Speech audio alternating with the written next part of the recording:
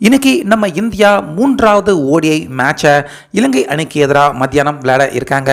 இப்படி இருக்க கேப்டனான ரோஹித் சர்மா அண்டர் ப்ரெஷர்லையும் அவர் கௌதம் கம்பீர் அவரை எதிர்த்துக்கிட்டு நம்ம இந்திய அணியின் பிளேயிங் 11ல் இன்னைக்கு சில முக்கியமான மாற்றத்தை கொண்டு வந்திருக்காரு. அதாவது ஃபர்ஸ்ட் 2 ஓடிஐ ஆட்டத்தில் ஜெயிக்கிறதுக்கான வாய்ப்பு நல்லா பிரகாசமாகவே நம்ம இந்தியாவுக்கு இருந்துச்சு.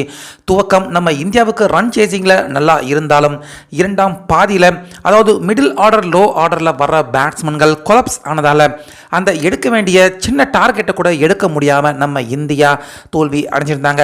இப்படி இருக்க இலங்கை மண்ணில் இதுவரைக்கும் கடந்த 27 வருடங்களாக நம்ம இந்தியா எந்த ஒரு தொடரையுமே இழந்தது கிடையாது.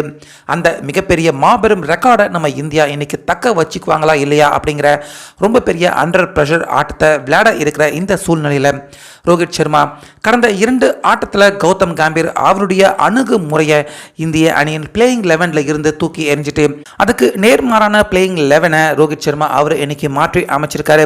அந்த வகையில் கடந்த 2 ஓடிஐ ஆட்டத்தில் பார்த்தீங்கன்னா லெஃப்ட் ரைட் காம்பினேஷன் வேணும் அப்படிங்கிறதுக்காக லோ ஆர்டரில் பேட்டிங் பண்ணுற பிளேயர்கள் எல்லாரையுமே மிடில் ஆர்டருக்கு கௌதம் கம்பீர் மாற்றிருப்பார்.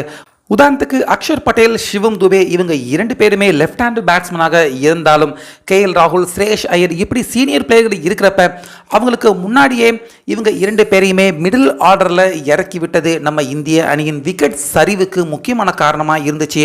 கௌதம் கம்பீர் இவருடைய இந்த தவறான அணுகுமுறையால் நம்ம இந்தியா விக்கெட் சரிவு ஏற்படுறதுக்கு முக்கியமான காரணமாக இருந்துச்சு. ஸோ அதனால் இந்த ஆட்டத்தில் இந்த அணுகுமுறையை அப்படியே மாற்ற இருக்காரு ரோஹித் சர்மா.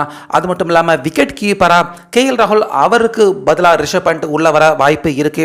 அதே போல் போலிங்லேயும் ராணா இல்லைனா கலித் அகமது இவங்க 2 பேரில் யாராவது ஒருத்தர் உள்ள வரலாம். முக்கியமாக ரியான் பராக் அதாவது ஸ்பின் போலர்கள் இந்த பிச்சில் விளையாண்டா கண்டிப்பாக இந்திய அணிக்கு வெற்றியின் வாய்ப்பு பன்மடங்கு பிரகாசமாக இருக்கும். அதனால் ரியான் பராக் அவரும் இன்றைய ஆட்டத்தில் விளையாடுறதுக்கான வாய்ப்புகள் இருக்கிறதா தெரியுது.